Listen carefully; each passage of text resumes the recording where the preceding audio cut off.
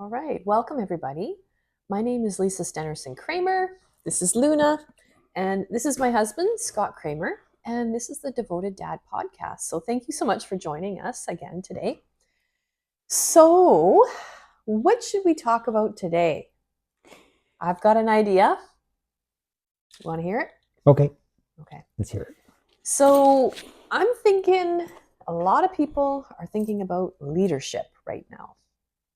We see a lot of things about in political arenas and whatnot around leadership issues and different things like that. But let's drill it down to leadership at the family level, right? Because this is a podcast for dads, right? To support and empower dads. So, what I'm thinking is let's talk about how effective leadership works as a dad. How do you be an effective leader? Hmm. What do you think, honey? What's your take on that? Yeah, I think that's a really important subject, especially nowadays when we're all looking for leadership in our lives, and especially on a national or international stage. Yeah. That everybody's looking to a leader that is going to help them solve their problems, right, and help them provide Yeah. some security and some safety and in their lives. So it's been on everybody's mind, and I think that from looking at what's happening in the world today, that it depends on the intent, and it depends on the context of where that leadership is coming from. So, as a father, it for me, it's all about the context and content of what type of leader is going to emerge, is going to come forth, as a father to my family. Okay. Yeah.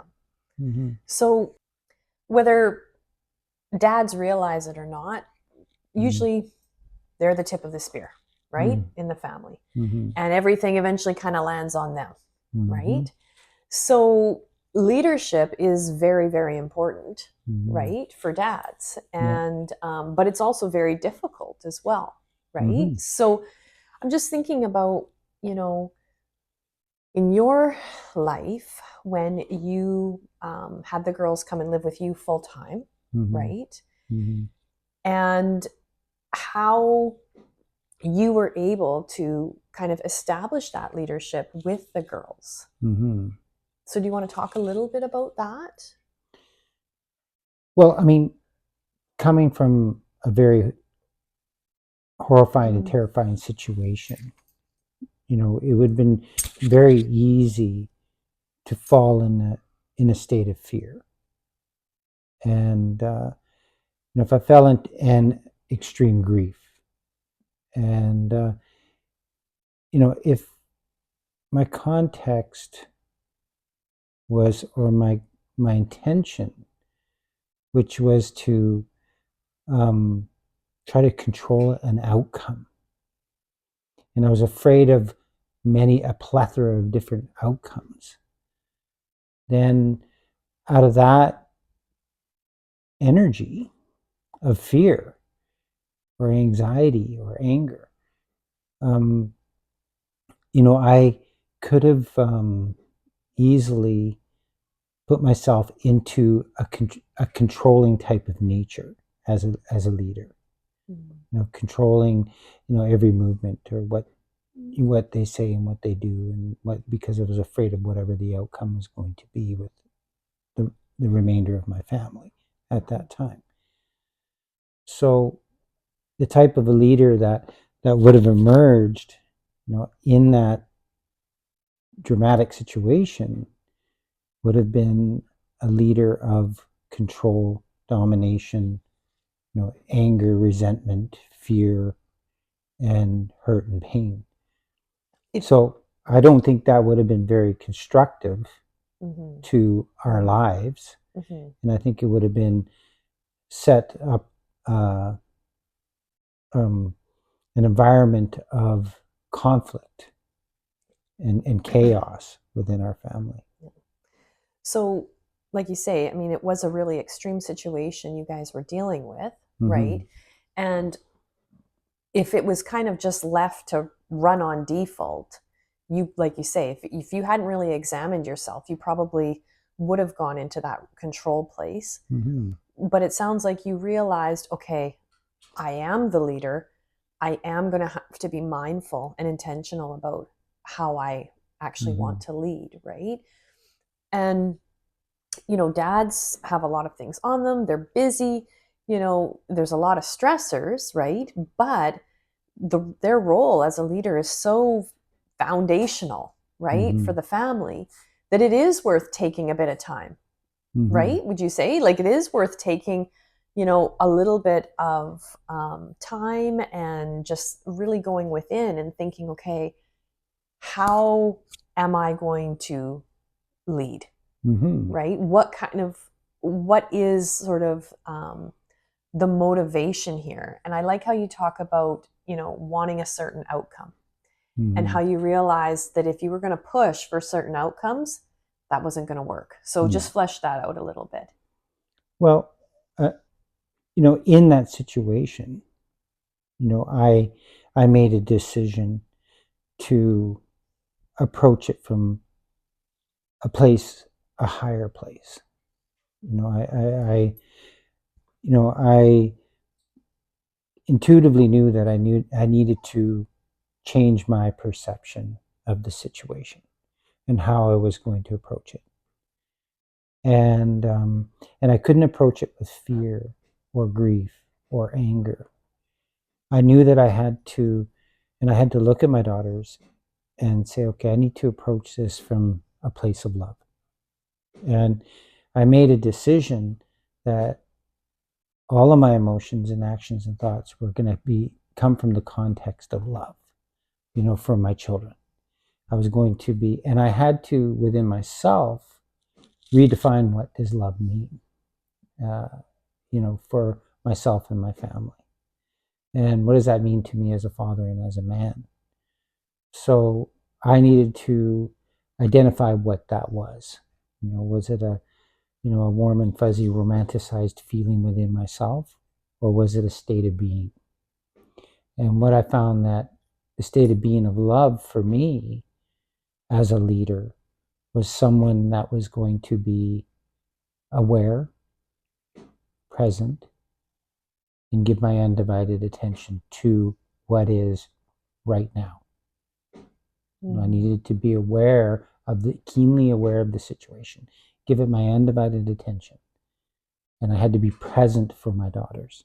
Mm-hmm. So I had to, from that context, you know, I was able to use the other emotions and the other and use my thoughts appropriately, and I was able to you know, successfully lead my daughters from this horrible storm into a safe harbor where we could catch our breath. Mm-hmm. And it started with me, from what context I was going to approach it from. I remember when my daughters and we just shortly after their mother passed, we were driving in the car, and it was within a few days, and my daughters started freaking out in the car. They were saying, "This is our fault. Mom, you know, passed away because it was our fault, and it was, you know, we, you know, it was, you know, she passed away because of us." So I immediately pulled the car over, and I told them, I said, "You both stop this right freaking now." I said, "We have a choice right here, right now. We can choose the left road or the right road. The left road is to think of it from a dark place. We can think of it, you know, that your mom was a jerk for what she did. You know, we could think that, you know, and as a result of what we could feel a lot of anger, we could feel a lot of grief, we could feel a lot of guilt and a lot of shame. And from those feelings, we'll have all kinds of thoughts, and then from those thoughts, we'll have actions as a consequence. And I said, or we could come from a place of love, and we could think of your mother as a loving, kind, loyal, beautiful person, and she just wasn't well. And from those thoughts, we could have positive actions. And Yeah. so, as a result, and I said to the girls, I said, I choose the right road. I choose love. And I need you both right here, right now, because I'm not moving the car. And you need to tell me right now, and I'm sorry, you have to make that decision as to which road or path you're going to go down. So I know what I need to do to help you. I said, so are you going to take the right road of love, or are you going to take the left road of anger and grief and fear and shame and guilt? And both of them chose the right road. And I said, okay, start the car. Now I know what I need to do. So I had to be keenly aware of where we stood in that situation. Yeah. So basically, you yourself had an internal direction, right? And you asked your kids, to join you in that direction. That's right. Right? And that was, you were dealing with a very painful and like you say, scary and chaotic situation, really. Right? And in today's world, I mean, a lot of us aren't experiencing quite that extreme, but there is still a lot of stress and pressures right now. So for dads, that are trying to lead their families through all different types of storms, right? Small, medium, and big. Some of them are as big as the storm you were going through at the time. It's fair to say probably that, like you have to figure out what is your direction, right? And I like how you talked about there is love, right? Or there's the darker emotions, right? And control is part of the darker emotions. Well, I had to go even deeper than that. I had to, because I didn't know what the direction was. I had no idea what the future was going to unfold for us, and I didn't know how to handle this situation that I went through. I didn't have a clue. But the only thing that I knew is if I was going to fall into a negative spirit or energy or dark energy, all I knew was that was going to be disastrous for us as a family. So the only thing I knew to do was to make that decision, which was to turn my face to the light. And I had to have faith that if I just did that, it was going to start to unfold somehow miraculously for us. And I had no idea how that was going to look. And I didn't know what it was going to be. And but I had to have faith that if I did that, and I didn't fall into the trap of self-pity and grief and anger and become obsessed with those sensations and those thoughts and emotions, I didn't fall into that. At least we had a chance. Yeah. And because at the time, it felt impossible. It felt hopeless. And it felt, overwhelming.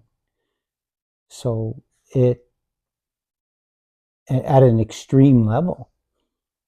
So as a father, all I needed to do was make that decision to turn my face to the light. And out of that decision to do that, I was able to emerge as a leader of light for my daughters. Yeah. Yeah. I mean, don't get me wrong. I am no angel, or I'm not a saint. I'm just a dad that loves his children. Yeah. So. Well, and what you've always said ever since I've met you was we lead with love. That's right. Right? We lead with love. So it's like that became your mantra, right? Every day, okay, we lead with love, right?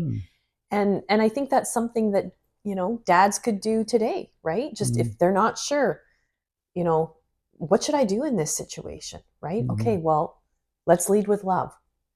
And just ask yourself, right? And an answer will emerge. You ask the questions, answers will come, right?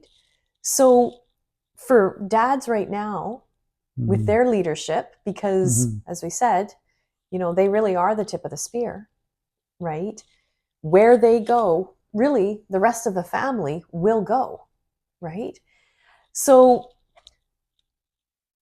is there anything else that you can kind of give to dads today when talking about just leadership and sort of honoring that place of leadership within themselves, not being overwhelmed by it, because it can be very overwhelming, right? Especially when you think about, I've got the finances and this and that, and, all these different things going on, right?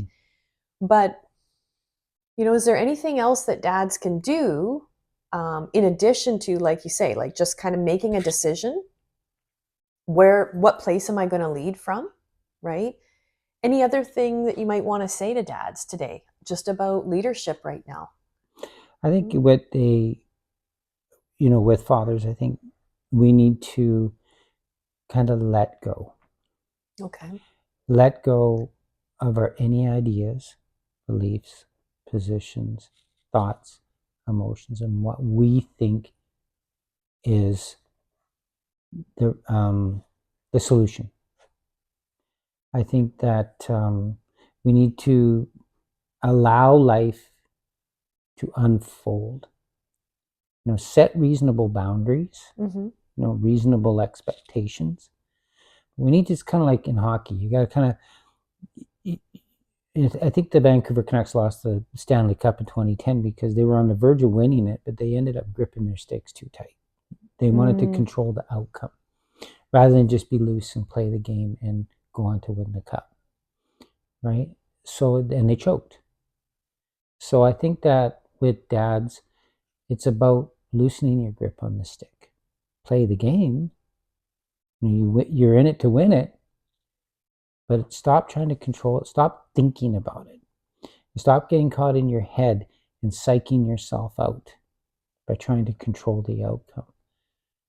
And that's what I had to do with my daughters, because against all of my screaming instincts in that situation, I had to sit down with my daughters and I had to tell them.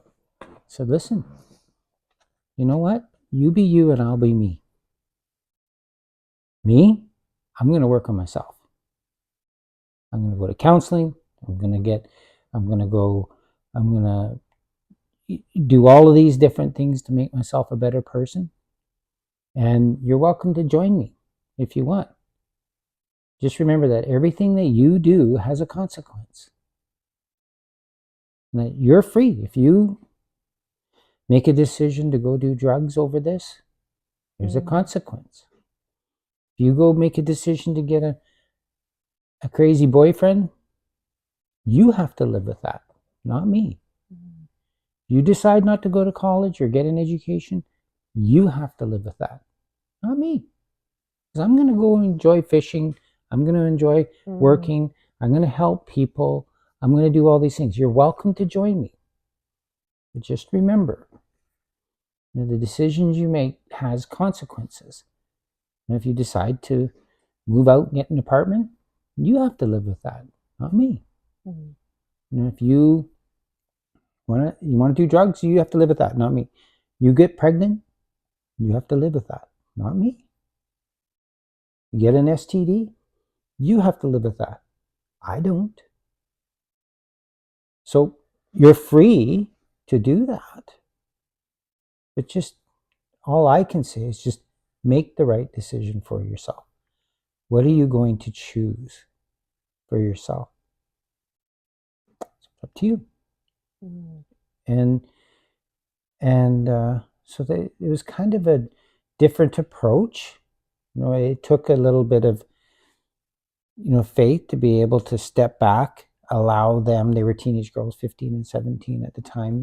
Like, it was to allow them to have some decision making in their life. I mean, they had their challenges, Mm-hmm. but they did make some mistakes, and so did I. Mm-hmm. We lived with those consequences. They had to live with their consequences, but then they learned very quickly from them. Right. And so yeah, kind of what's going on nowadays. F around and find out, right? Yeah. Yeah. So basically, Mm-hmm. at the end of the day, though, you came from a love place. Mm-hmm. You said these things out of love. Mm-hmm. You knew that you really didn't have control anyway. That's that right. even if you went after control, you never really would have achieve it anyway. No. So better to just, like you say, you led with love, and you let them know that they had many choices, Mm-hmm. and that really it was up to them, right? Mm-hmm. And it kind of gave them the space Mm-hmm. to just to decide which way they were going to go. And like you say, sometimes they did, Mm-hmm. Maybe make a you might Mm-hmm. call it a mistake or a choice that maybe they wouldn't repeat, but it gave them the chance to learn from it, right? Mm-hmm. So for dads that are feeling overwhelmed because they can't control everything, Mm-hmm. because they can't watch everything, they can't be with everybody 24/7, right? It sounds like you found a peace in, like I say, kind of just stepping back and choosing to lead with love. That's right. First and foremost, Mm-hmm. right? And love is reality. Mm. Love is the present. Love is what is. Love is right here, right now. It's not Right. some painful memory from the past. Mm-hmm. It's not some fear of some unknown future. It is the actual living in the moment, right here, right now. Yeah. And that's what love is. Yeah. And you talk about love also being like just presence in the now. That's right. And from what, I remember that you were just always very, as you say, very present with them, letting them make their choices, but you were always there. Mm-hmm. You were always there. You were available to them as much as you possibly could be, right? Yeah. And maybe that's one thing too that dads might want to think about is maybe a little bit less control, a little more presence, right? Could go a long way. That's right. And that's just something that, might be and worth thinking about. It applies in your marriage too, as well, as a father, in relationships. Mm-hmm. And I found that, in my relationship with you, that, as applying all of these things in all aspects, from my business to as a realtor and to my wife, is letting go of control, not needing to know the outcomes, having faith, being accepting what is, and just not being caught up in what I think things should be and how I think things should be. Well, and that gives you that makes you flexible, right? Because in life, you're going to have all sorts of stuff come up. In life, in business, there's twists, there's turns. And if you're so rigid, right, and it has to be this exact way, right, you don't have that flexibility to adapt, right? To adapt and to accept and to move, right? That's right. And in a storm, they always say it's like that really rigid tree, right, is going to break. That's right. But the one that can bend is going to survive that storm. And that's the same, for what we're going through right now. dads willow out tree there, bends in the storm, whereas an oak tree that's stands strong and it falls over. yeah, You know. exactly. Yeah. So, for the storms that are in dad's lives right now, just be mindful of that fact, right? That being a little bit more flexible is probably worth it in the end. And I also think that dads should, really kind of broaden their, like, be willing to. I mean, we're not gods, and we don't know everything. No. And that's the problem is the needing to know, and sometimes we just need to admit that we don't know. Yeah, leadership isn't knowing everything. Yeah. Leadership is just, as you say, being present and being there with awareness and hopefully love, right? Yeah. Okay, awesome. Well, thank you so much for joining us today, everyone. And thank you, everyone. Stay devoted, my friends. Devoted Dad.